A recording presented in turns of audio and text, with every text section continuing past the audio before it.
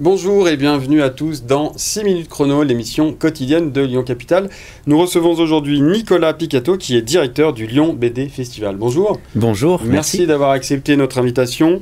Le Lyon BD Festival, les 10, 11 et 12 juin 2022 dans le cadre du mois de la BD à Lyon. Alors à Lyon Capitale, on aime beaucoup la BD parce qu'on édite chaque année une BD, un petit peu d'autopromo dont la dernière, Lyonnaise d'exception. Et puis Lyon Capitale, on est partenaire de ce Lyon BD Festival. Alors en deux mots, le Lyon BD Festival, c'est quoi?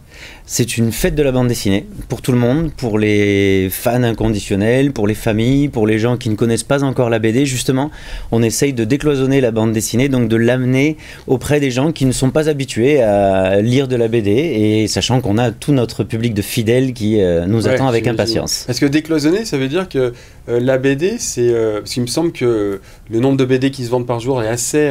Il y a des chiffres assez... Colossal. Il y a plus de 50 sorties par semaine. 50 sorties de BD par semaine. Donc c'est presque impossible de tout lire. Enfin, non mais quand vous dites il faut qu'on présente la BD à un beaucoup plus large public, ça veut dire que la BD c'est encore...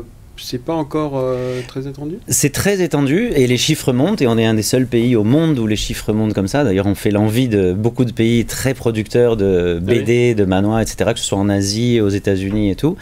Mais surtout, il y a des gens qui se découvrent une passion pour la BD tous les jours, ou qui découvrent l'intérêt qu'il peut y avoir dans les BD. Ça fait partie des cadeaux les plus offerts l'année dernière, et c'est normal, il y a une vraie tendance de croissance de la BD. Donc nous, on en profite. Enfin, ça fait depuis 17 ans que le festival décloisonne, sort la BD de ses cases et amène la BD avec la musique, la BD avec l'histoire, la BD avec des enjeux sociaux, politiques, qui fait qu'il y a des gens qui s'intéressent, qui commencent à lire de la BD pour avoir de la narration. Oui, c'est-à-dire que la bande dessinée, effectivement, c'est pas simplement, entre guillemets, je mets vraiment entre guillemets, simplement un petit dessin avec des petites bulles, c'est au-delà de ça. Ce sont des qualités graphiques exceptionnelles et très très très diverses, ce sont des qualités narratives, scénaristiques, et puis il y a évidemment dedans de tout, de l'humour, du suspense, des messages qui passent beaucoup. La BD documentaire ou politique est de plus en plus... D'ailleurs, on aura une exposition au moment du festival qui est Carnet de campagne, qui a été un album réalisé par 6 auteurs et autrices qui ont suivi les élections présidentielles, par exemple. Donc des domaines sur lesquels on n'attend pas forcément la bande dessinée. Alors, Lyon BD Festival, maintenant, c'est quand même un festival qui commence à être reconnu dans toute la France. Comment c'est vrai que Lyon est quand même il me semble qu'on peut le dire, une plateforme de la BD. Comment, d'un point de vue historique, ça s'explique? Alors je ne sais pas assez, mais le terreau est très très riche parce qu'il y a eu déjà les tissus, donc tout ce qui est graphisme, art graphique s'est développé beaucoup. Il y a des formations, il y a à Lyon l'exceptionnel musée de l'imprimerie et de la communication graphique, ce n'est pas pour rien. Dont on parle pas souvent. Dont on parle pas assez, mais on aura par exemple des autrices et des auteurs qui y seront, et c'est magnifique.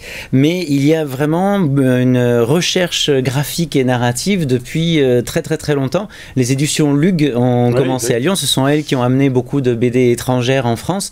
Donc il y a une vraie historique justifiée pour la présence de la BD à Lyon, et on essaye de travailler avec différentes institutions, etc., sur justement peut-être une exposition qui retracerait un petit peu Lyon comme un des berceaux de la bande dessinée. Ça serait intéressant.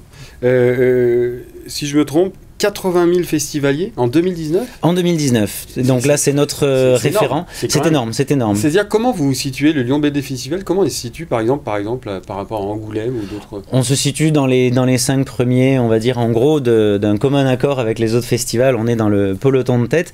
En fait, nous, un de nos chevaux de bataille, c'est vraiment la rémunération des auteurs. Oui, le visionnaire, créateur, fondateur du festival, Mathieu Diez, avec tous les amis qui sont encore associés au festival, on décide de créer ce festival pour rémunérer les auteurs. Donc on continue, on fait partie des 10 festivals en France qui expérimentent la rémunération des auteurs en dédicace, et donc on continue là-dessus, et donc c'est justifié entre guillemets de ce côté-là que les auteurs viennent et que donc le public vienne à leur rencontre, puisqu'en fait le festival c'est l'occasion de faire se rencontrer autrices, auteurs et public. Qu'est-ce qu'on, si on doit donner les grands temps forts de ce Lyon BD Festival 2022? Alors moi je dirais qu'il faut absolument suivre toutes les expositions, parce qu'on a une vingtaine d'expositions, dont des créations originales et surtout des expositions internationales sur des artistes internationaux de renom, mais quand je dis de renom, c'est les numéros 1 de leur pays qui seront à Lyon. et qui auront des expositions. Je pense par exemple à Zello Calcal, qui aura une exposition à l'Institut italien de culture et à la FNAC. Je pense à Ralph Koenig qui sera exposé aussi au Goethe. Je pense à Aimé de Jong qui a son exposition actuellement au métro Bellecour, dans le métro Bellecour, et qui sera aussi présente au festival. Voilà, on aura des grands talents internationaux qui auront une exposition pour que les gens connaissent leur talent et pas simplement la personne.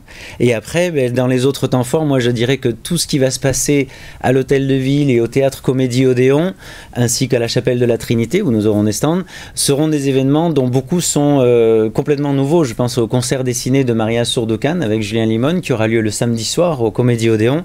Ce ne sont que des événements uniques qui apparaîtront cette fois pour la première fois. Donc oui, il faut donc un peu pluridisciplinaire et un peu éclaté dans toute la ville pour permettre aux Lyonnais d'avoir accès à ce Lyon BD Festival. Donc je le répète, 10, 11, 12 juin, retenez la date, un peu partout à Lyon, le Lyon BD Festival. Il y a un site internet ? Absolument, lyonbd.com. lyonbd.com. Et puis une grande soirée d'ouverture gratuite ouverte à tous les publics au Jardin des Chartreux, avec concert dessiné. On donne rendez-vous à tous les Lyonnais pour ce grand événement qui fait la fierté de tous les Lyonnais. Et puis je vous le rappelle quand même, Lyon Capitale, nous sommes partenaires de ce Lyon BD Festival. N'hésitez pas. Lyonnaise d'exception, la dernière BD de Lyon Capitale. En tout cas, merci beaucoup d'avoir accepté notre invitation. Merci. Une émission que vous pouvez retrouver sur www.lyoncapital.fr. À très bientôt. Merci.